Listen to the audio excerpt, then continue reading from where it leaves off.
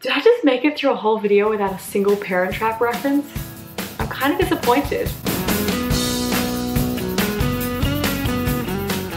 Hey guys, welcome back to my channel, or welcome if you're new. My name is Ali, and today we're talking about working at a summer camp in America. So before I start, I just kind of wanted to say a big thank you, because all of the questions I get on my camp videos are so positive and so sweet, and when you guys say that you watched my videos and I'm the reason you're going or helped you feel less nervous, like, I can't tell you how much that means to me, so thank you for those very sweet comments. If 2019 was the first year you went to camp or you left one of those comments, you now need to follow up and tell me how it went, because I love hearing about people's experiences. I love hearing about other camps, so drop a comment below. Tell me how your summer was, and if this is your first year you're going, tell me where you've been placed. So I figured for this video I would split it into 3 different sections. Questions from you guys relating to before camp things, then we have during camp, and then after camp, because I just have so many and I thought that would help. So let's just get straight into it. This is quite a common one that I get a lot, and so I thought I'd answer it first. That is, why did I go with CCUSA over any of the different camp agencies? So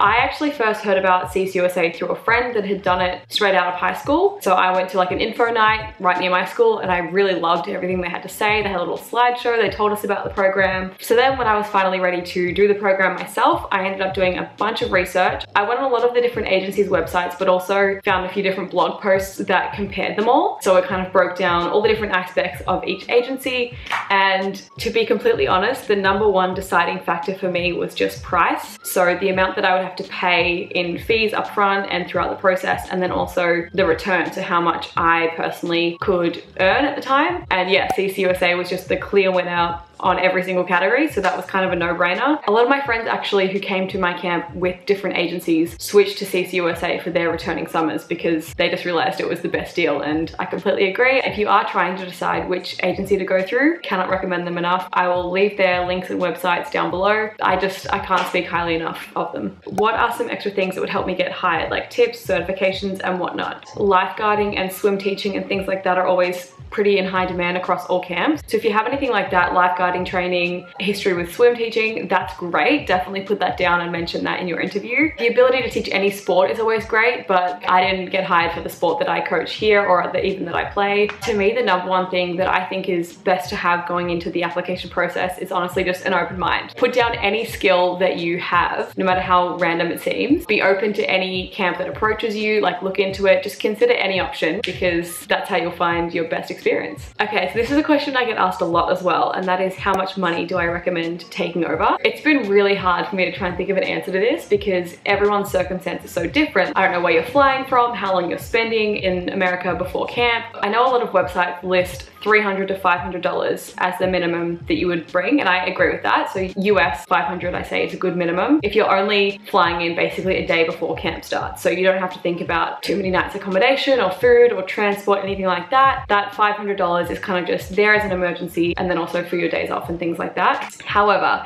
if you're planning on doing like fun, extravagant things on your days off, or if you just want to have shopping money or anything for experiences, take more money. And also if you're planning on organizing like post-camp travel during camp, you'd want to have a bit more in your account just to sort of book things with. So that's all entirely up to you. I would say 500 US absolute minimum, aim for 1,000 if you can, just to be really safe. When you fly over to America, are there other people doing summer camp on the same flight? Actually, I remember now that on my first flight, the first time I ever went over there were at least 2 or 3 other girls on my same flight that were going over to work at a summer camp too. Not the same as mine, but just by chance we must have started talking and overheard one another. So that was really cool, just to kind of, I don't know, relate to someone, ease my nerves a little bit. But what I will recommend is see if your camp has a Facebook group for international staff that you could join, because then you can see who else from your city is going to work at camp this summer, and you guys can organize to fly out on the same day, catch the same flight. You have a familiar face, it's just like someone to talk to, you'll feel less nervous. And then also when you get to the airport at the other end, when you land in like New York or California or wherever, you know, you're staying that night, you guys can share a taxi or a shuttle, makes it cheaper, and you've just got someone to talk to. So that actually ties in very well to the next question, which is, how do you get from the airport to camp? Does a rep pick you up? So I can't speak for all camps, obviously. I think for most, they will pick you up from a hostel like the day that staff training begins. So mine, for example, is in New York City. We all meet at the hostel, whether you've stayed there the night before or not, and we leave on 2 big coaches. A lot of people do stay at that hostel, and then you have like a meet and greet the night before, and you can get to know people,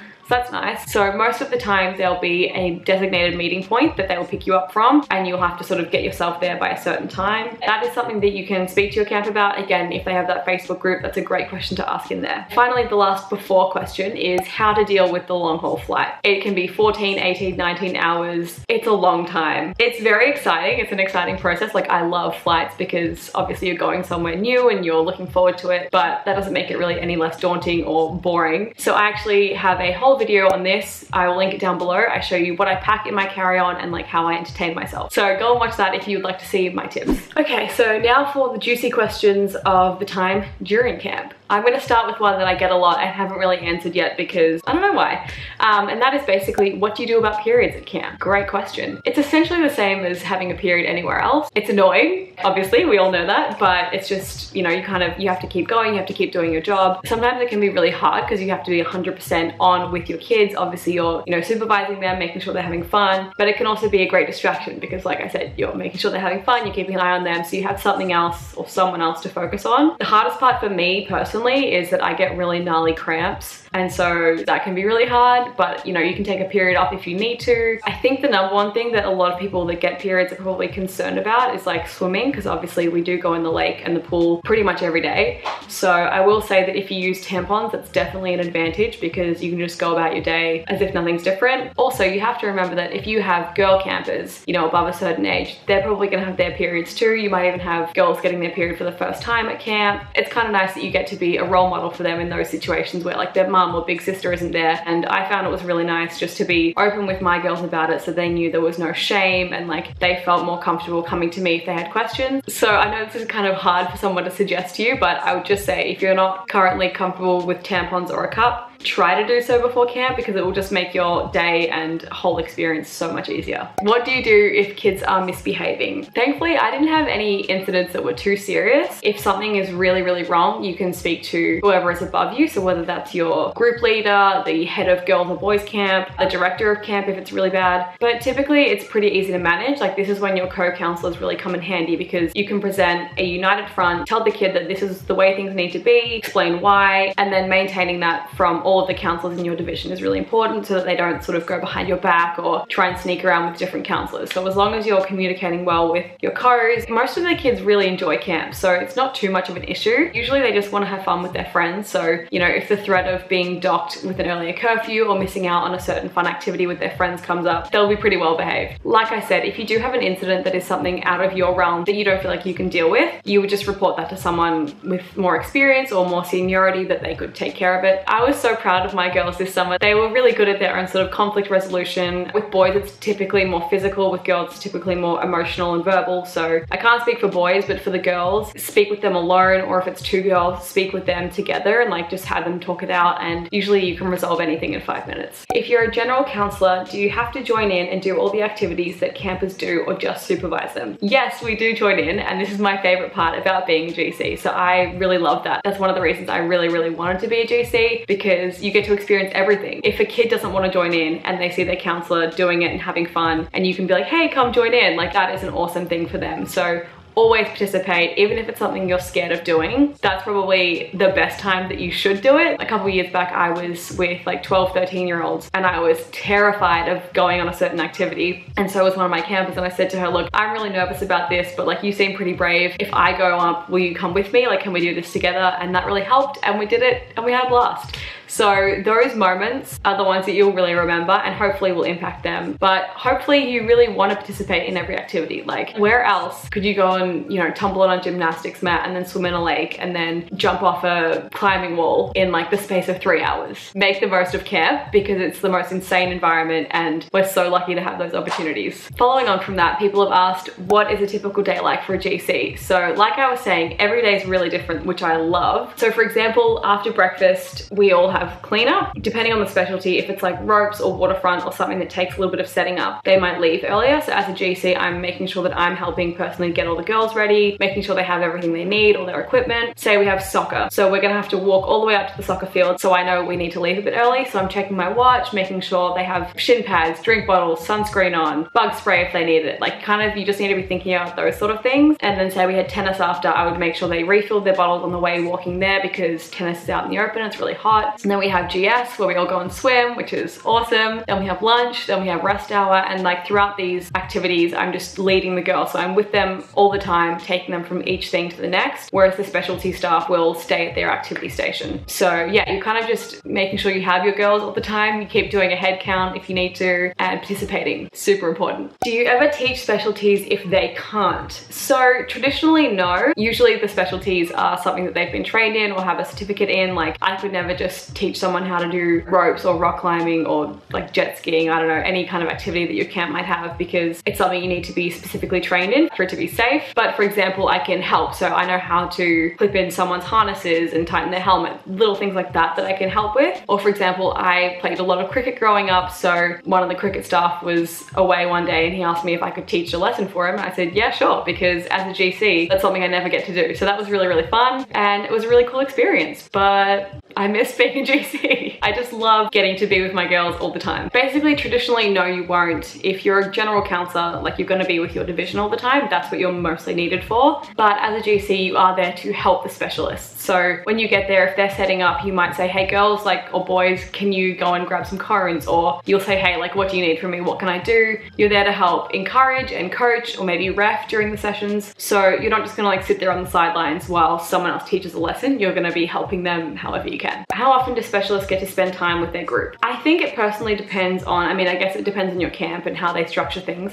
but also what your specialty is. So for example, if you're teaching basketball, my camp is a super basketball kind of heavy camp, and so you're probably gonna have every activity period scheduled on. You'll be teaching the sport. Whereas if it's like archery or field hockey, which are a lot less popular and less common, you might spend the whole day with your division and only teach it a couple times a week. So it kind of depends on the popularity of your activity. Two of my bunkmates who were specialty staff last year were arts and crafts and waterfront, and they were pretty much at their specialty for every activity. So we saw them during like meal times, rest hour, free play, and then like they would just come and be with the girls whenever they could. This is a really interesting question. So no one's asked me this before. Is it easier to make friends with your co-counselors in your bunk or people with the same day off as you? So I personally think you will just naturally become close with the counselors in your division, and then even more so in your bunk, just by proximity and like spending time with them. You're together every day. You know, you're together in those delirious hours of the night. You're together getting the kids up in the morning. So you basically are family at this point. But that said, some of my best friends are like on boys camp or in another division and a specialty. So I don't like interact with them that often. And that's just testament to like camp itself, and you'll find the people that you gel really well with. Days off, on the other hand, I think are great for becoming closer with people you maybe didn't know as well beforehand, especially because sometimes you might not be that close with the other people that have that same day off as you. Like you just see who's free and like, hey, who wants to do something? That's how some of my favorite memories and friendships have been formed.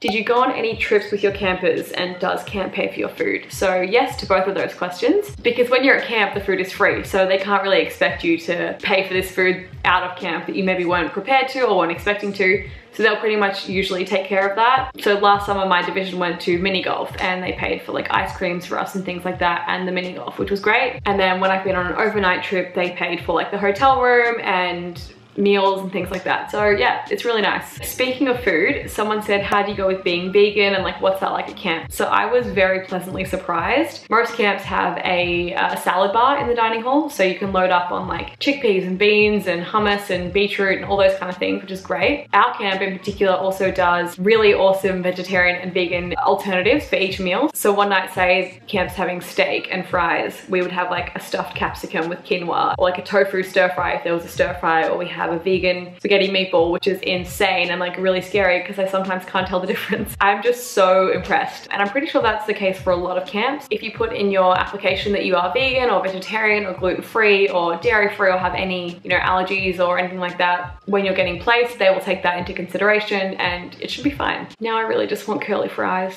Would you say working with 15 to 16-year-olds is more or less hard work than working with the younger kids? This is a great question, and a great question to ask me because I've actually done both now. So my first 3 summers, I was with 15, 16, and then 16, 17-year-olds. And then last year I was with like 11, 12, 13-ish year olds, and it was so different and so fun, and I loved both experiences equally, but it was definitely different. So if you have older kids, it's kind of more like being an older sibling. You're there to watch out for their safety and like guide them and be there if they have questions or concerns. Like I was more looking out for their emotional well-being, I would say, whereas with younger kids it's very much safety and supervision. So last year my biggest concern was just someone getting hurt, and that was like the number one thing that I was always looking out for. Older kids that have been at camp for a while, they know the deal, they know where they need to go, when they need to be there by, and like what they need to bring, whereas younger kids still need that reminder. And having the older girls, especially my first time, was really nice because they could kind of teach me a little bit about camp, whereas if you have younger kids you're kind of learning with them, so that's also nice. I don't think either were harder work or easier work, just different, and that depends on like what kind of experience you want. You know, I felt like I could be a bit more silly and, I don't know, childish with my younger kids, obviously, because I'm kind of just like playing around with them, and that was really fun. But then with my older girls, I felt like I could have a really mature connection and relationship with them. And now on to the questions about after camp.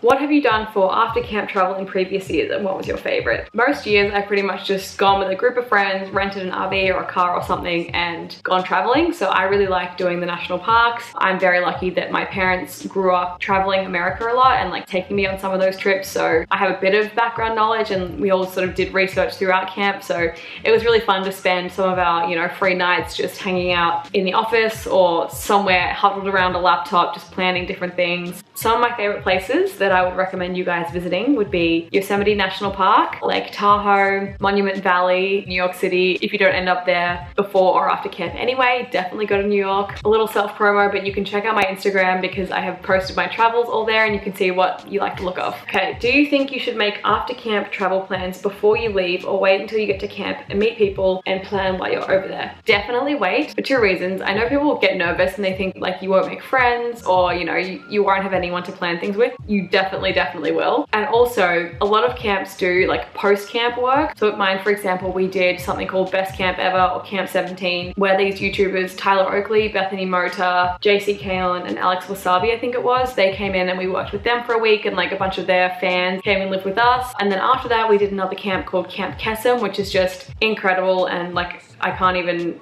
begin to describe what they do. It is so amazing, but only a few of us got to be picked for that. So in case your boss has an opportunity like this and says, hey, who's available, who's interested, that's another great reason to leave your plans a little bit open. What size group would you recommend traveling with after camp? I mean, I think you could make anything work, honestly. I've done travel with just one friend. Some of my friends have traveled in groups of like 10 or 12. The past few years I've done about 4, 5, 6 of us, and to me that's pretty much a great ratio because you're really close.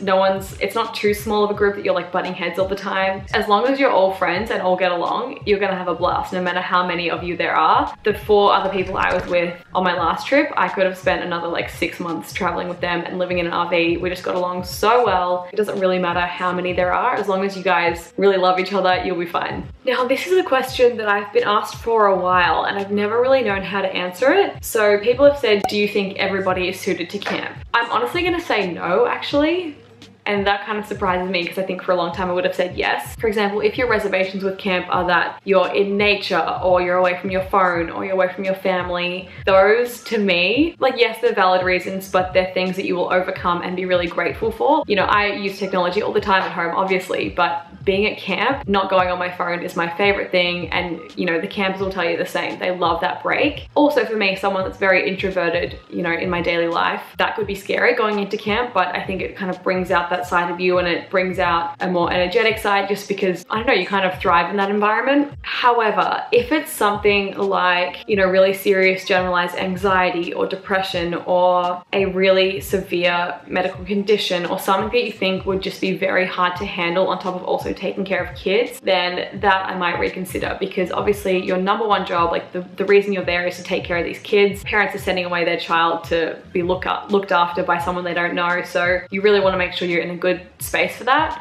So I think it just kind of depends on what your reservations are. If it's something that you can overcome and that camp will distract you out of, then that's a great thing. Like if it's, you know, that you're in a relationship or you've never been away from home before, you can absolutely still go to camp and it'll be a great growth experience for you, and just to have that time for yourself. You will grow, you will learn, and you'll come back like a better, stronger, more well-rounded person. Whereas, yeah, if you don't like kids or you have something else really heavy going on, then maybe postpone it. So what do you do if you have a problem with your visa. I'm assuming you mean whilst you're in the States. My recommendation is talk to your agency. So I had a question, not specifically to do with a problem, but I didn't know if I was going to be allowed to do something on the certain visa that we have, the J1. And so I just contacted actually the person at CCUSA who interviewed me, and I asked them, and they got back to me so quickly and just reassured me, eased my mind. So if you do have any problems or any questions or just anything you don't really understand, get in touch with CCUSA or like whoever you've come through, and they should help you through it. It's what they do for a living. They understand every little part of everything we have to do. The visa process still stresses even me out, having done it that many times. So it's just really nice having an agency. Thank God, because I would be a mess without them.